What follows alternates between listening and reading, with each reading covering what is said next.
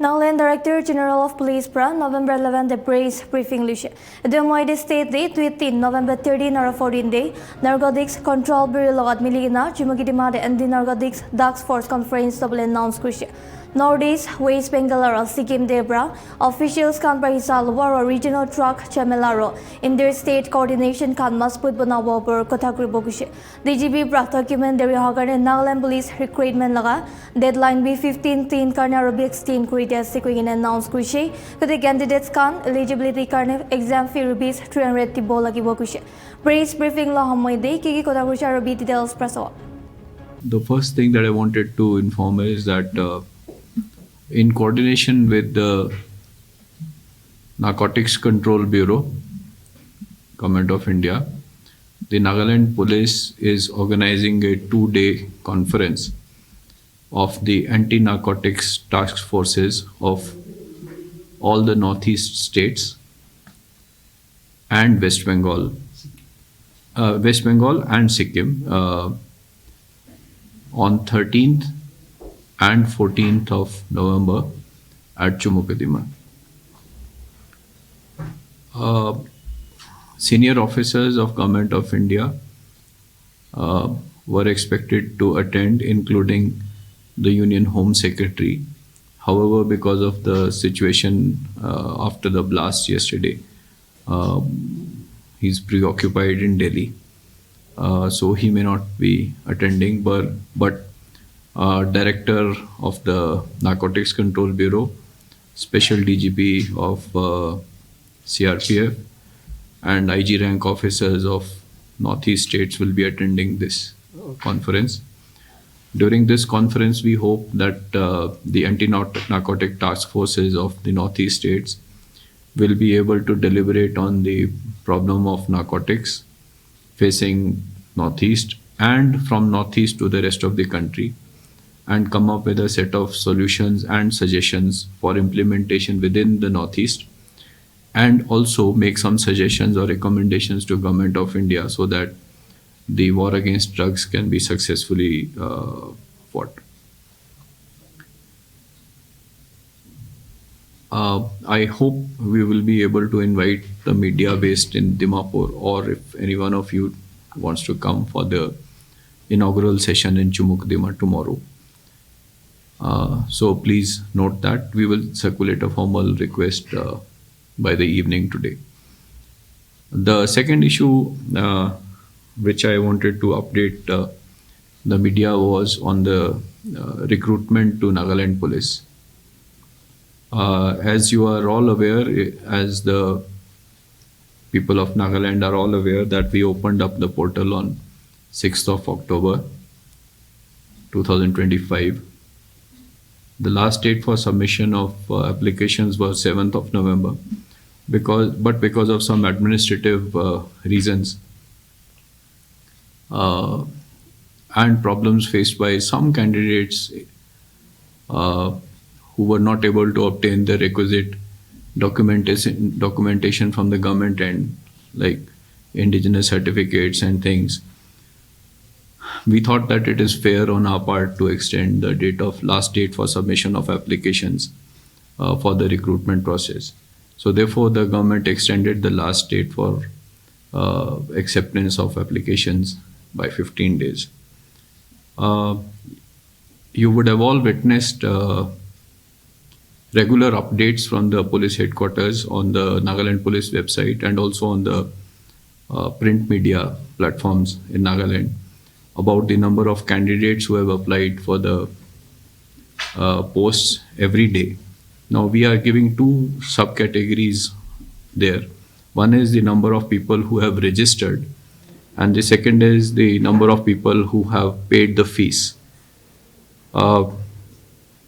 Registration is free of cost. It is a one-time registration. So if you register on the portal once, that registration is valid for all future recruitments. If you want to change anything, you can change in that. Say, for example, today you are class 10 pass, tomorrow you get another additional degree, you can add next year. But we are mentioning the fees, about the fees, that 300 rupees has to be paid, because without payment of the fees, you are not eligible for the exam. Okay, so that is why we have been mentioning about the fees every day, so that anyone who has one time registration should not think that he is automatically eligible for the exam. Unless he has paid the fees, he is not eligible for the exam. The application is only complete and your eligibility is only complete if you have paid the 300 rupees fees. So it is my request to all candidates who have gone through the process and who intend to appear in the exam process, recruitment process, that if you have not paid the fees, please do pay the fees. In this connection, it is slightly disturbing for all of us to note that people are just thinking and counting the money which is involved, saying 32,000 hoishe 300 para multiply korle iman paisa ho jabo kuch jabo paisa, where will this money go? I can honestly tell you that even your submission of online applications and creating of the portal is not free. It costs a lot of money. I think it cost us almost 40 lakh rupees for just creation of the portal. And at every stage of the application process, you are receiving either an OTP or an SMS update about the form. All of this costs money. Okay.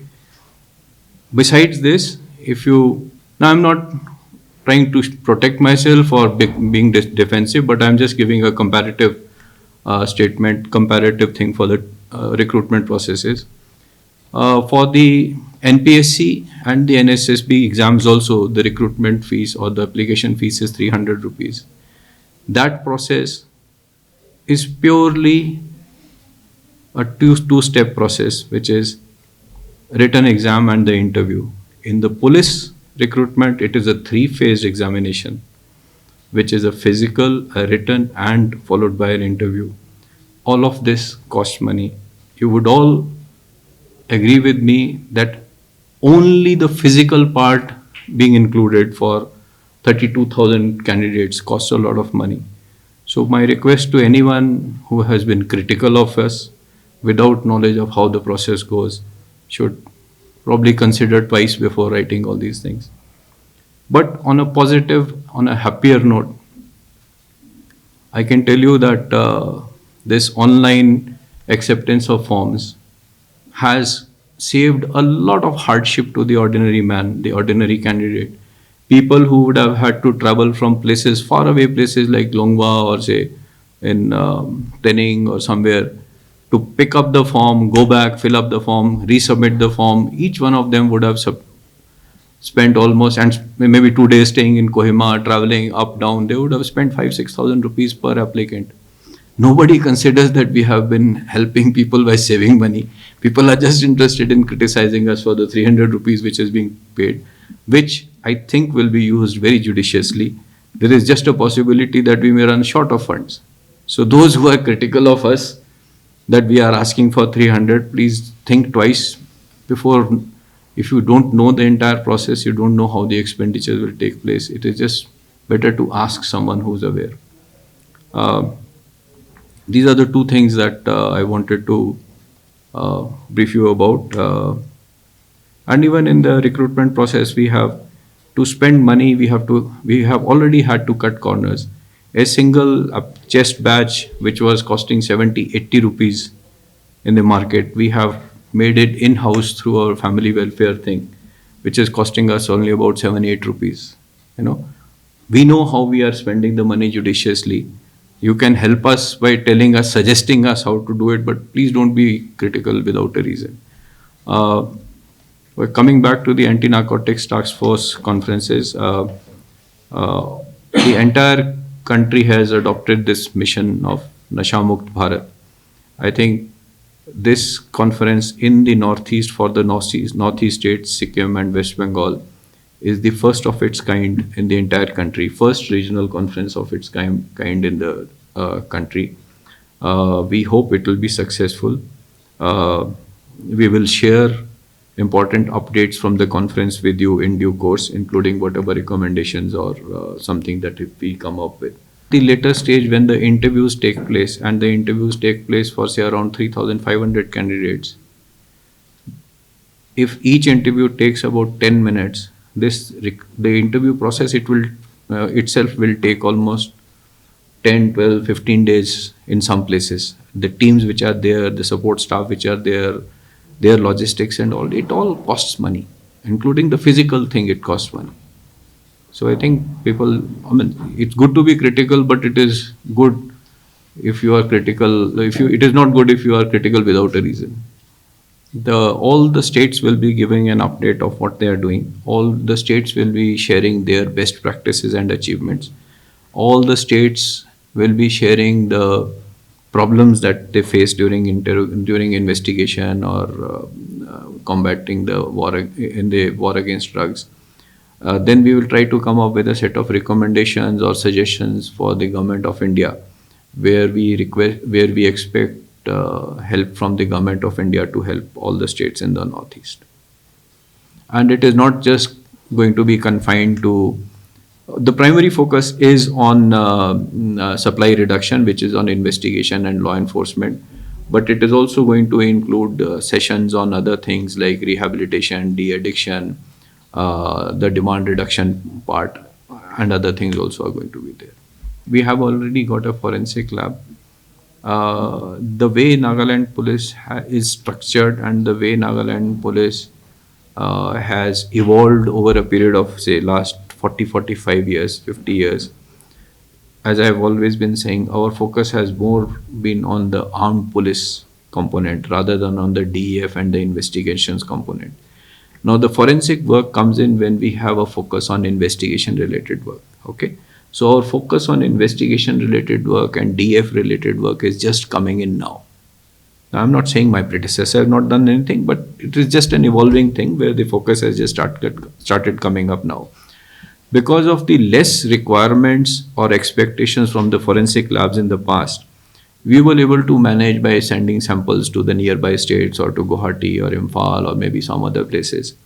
So we were like decently placed, but with the new demands, there are more requirements for forensics. And after the new criminal laws have been introduced, there is a mandatory requirement for a visit of a forensic team to a scene of crime where the offenses are punishable with more than 7 years. Okay, so in this particular case of murder where this demand started coming up, and also that old Pimla murder case, now there is a mandatory visit required by a forensic team, but our forensic capabilities and forensic teams are only based in Dimapur. So imagine if something bad was to go to happen in, say, Noklak, there is no option. The team we would have to be informed and then would have to travel. So that time will get taken. Okay, but we are aware of this. We are aware of this situation. We are going to send some proposals to the Nagaland government where to enable timely visits to the spots by the forensic teams, we should be able to place some people in the individual districts so that the time can be cut short. But this is a work in progress. It will take some time. It is not going to happen today. Till that time, we'll have to make do with what is happening. Now, on the issue of setting up a forensic lab in Delhi, in say Kohima or any other part of the state, our total workload of investigation cases is about 1200 to 1300 cases per annum. Right, Sandeep? So 1200 to 1300 cases per annum, out of which almost 40%, 50% would not require a forensic visit. In the sense, will be less than 7 years. Okay, it is not mandatory. You may visit, you may not visit, but it is not mandatory. And for 600 to 700 odd cases, Dimapur lab is decently placed. Okay, so I'm not saying it is not required. We may require manpower or some other facilities in a different format. The current facilities in Dimapur are, I'm not saying we are very satisfactorily placed, but we are decently placed where we can manage the workload of the work there. But we will plan ahead and we will try to move ahead in the future, whatever is required. So in addition to what DGP has said, see in other states also, the forensic lab not necessarily is available in each and every district. In bigger states, it may be in the range, at the range level. And as explained by DGP, we have a central forensic lab at Dimapur, which is relatively self-sufficient. In addition to that, the state government has already approved procurement of mobile forensic vans, which would be placed in all districts of the state. Uh, this the work orders and the procurement orders have already been issued. It is in the process. The process. Yeah. And once these mobile forensic vans are delivered to the state, I think that should be able to take care of Sure. immediate requirement of the forensic requirements at all the places. So that should take care. Besides that, the government and the department are very well aware, especially as DGP has mentioned, about the compulsory visitation to the scene of crime after the implementation of the new criminal laws. And so government is in the process of creating more posts also for the scientific officers as well as scientific assistants. I'm quite sure these developments, once these are fully implemented, the requirement of the forensic would be taken care of in the state. Nagaland TV, Sop Manulaga Awas. Watch us live on Geo TV and on your television sets as well. For Dimapur viewers, we are on channel number 994 in Global Chapter, and Kohima and Mokokchung viewers, switch to channel number 138 on Hornbill Digital. For all news and updates, follow us on Facebook, Instagram, YouTube, and Twitter.